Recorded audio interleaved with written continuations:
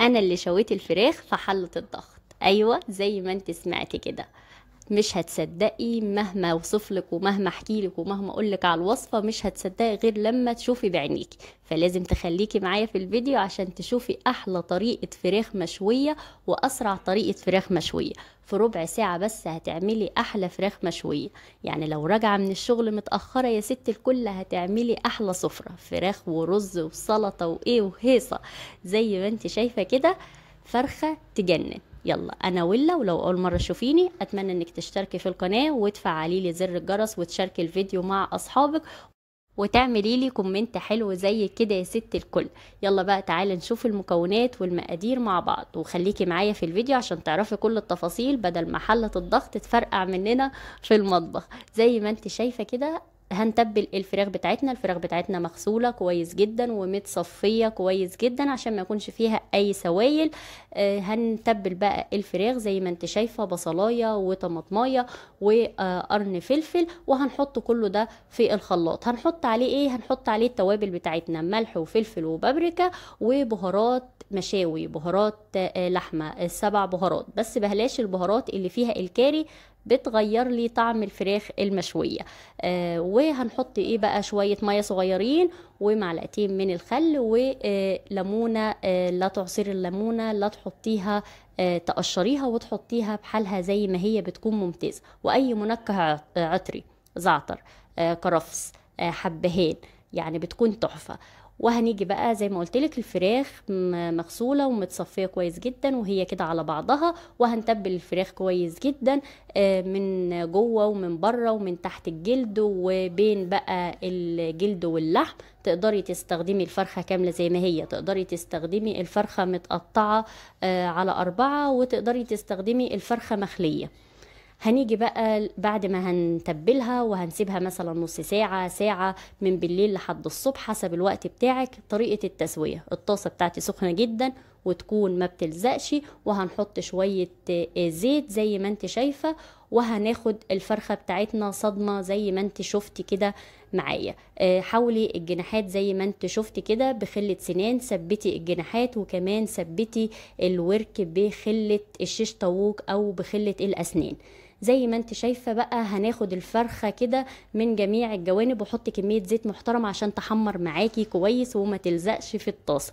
هنحمر بقى الفرخة كده يا بنات من كل الجوانب، من الصدر ومن الظهر ومن الورك، ولازم تاخد اللون القمر اللي انت شايفاه ده. حلو جدا ولذيذة وزي العسل. هي يمكن حمرت مني سيكة بس يعني زي الفل. بعد ما حمرناها كده يا بنات كلها هنعمل ايه؟ هنجيب بقى حلة الضغط. شايفين بسم الله ما شاء الله اللون زي القمر والريحة تجنن. هنجيب بقى حلة الضغط، هنحط فيها ايه؟ حلة الضغط هقطع بصلة شرايح وهقطع طماطمية شرايح وهحط شوية من التتبيلة اللي كنت متبلة فيها الفراخ، شوية قليلين جدا يا بنات، يعني تعرفي ايه، ربع كوباية حاجة كده بس عشان عقبال ما حلة الضغط تغلي الفراخ بتاعتي ما تلزقش والبصل والطماطم ما يلزقش. وهتبل مثلا رشيت كده، رشة فلفل اسود، رشة بهار، رشة ملح على الخضار اللي انا حطاه ده بتاعي. حاطه تقريبا طماطمايه وقرن فلفل وبصلايه، وحطيت الفرخه زي ما انت شفتي على صدرها كده، وقفلت حلة الضغط وحطيتها على العين الصغيرة لمدة ربع ساعة. بعد ما اسمع الصفارة بتاعة حلة الضغط هسيبها ربع ساعة بالظبط، ربع ساعة على العين الصغيرة والنار كده تبقى هادية، وبعد ربع ساعة هتكون استوت معاكي وزي الفل. وزي ما انت شايفة، شايفين كمية السوائل اللي نزلت؟ انا اصلا يعتبر ما حطيتش سوائل، انا حطيت التتبيلة، يعني اصلا فيها بصل وسميكة شوية. فما تخافيش خالص، انا مجرباها مرة واتنين وتلاتة الطريقة دي، جربيها وادعيلي. بعد كده يا بنات طلعت الفرخة ودهنتها بالزيت اللي انا اصلا حمرت فيه الفراخ.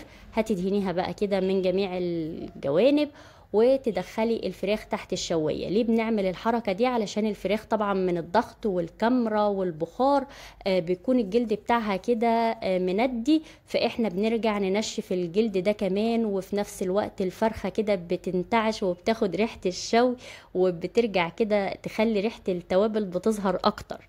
هنحط كل طبعا تحت الشواية، وهنحط الفرخة برضو من جميع الجوانب، مرة على الصدر ومرة على جنبها ومرة على الظهر، يعني لحد ما تشمع كلها والجلد بتاعها ينشف شوية من البخار زي ما قلتلك. وقدميها بقى يا ست الكل. انا قدمتها مع رز بالشعرية وسلطة، قدميها انت مع رز بسمتي، قدميها مع رز مبهر مصري عادي بس مبهر، قدميها مع صينية بطاطس مع رز ابيض مع شوية سلطة. قدميها زي ما تحبي، طعمها تحفة وحلوة جدا، ما خدتش اي وقت وريحتها رهيبة زي ما انتوا شايفين. اظن الصورة بتتكلم. شوية السوائل اللي نزلوا من الفراخ تقدري تعملي عليهم مكرونة، هيكونوا احلى مكرونة، او تزودي بيهم صينية البطاطس، يا سلام بتكون تحفة.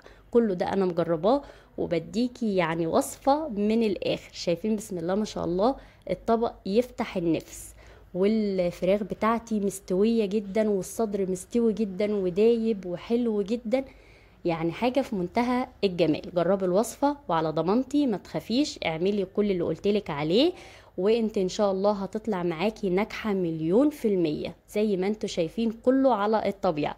يا رب الفيديو يكون عجبك وتكون استفدت منه، واعملي لي كومنت وادعيلي واستنيني في فيديو جديد. باي باي.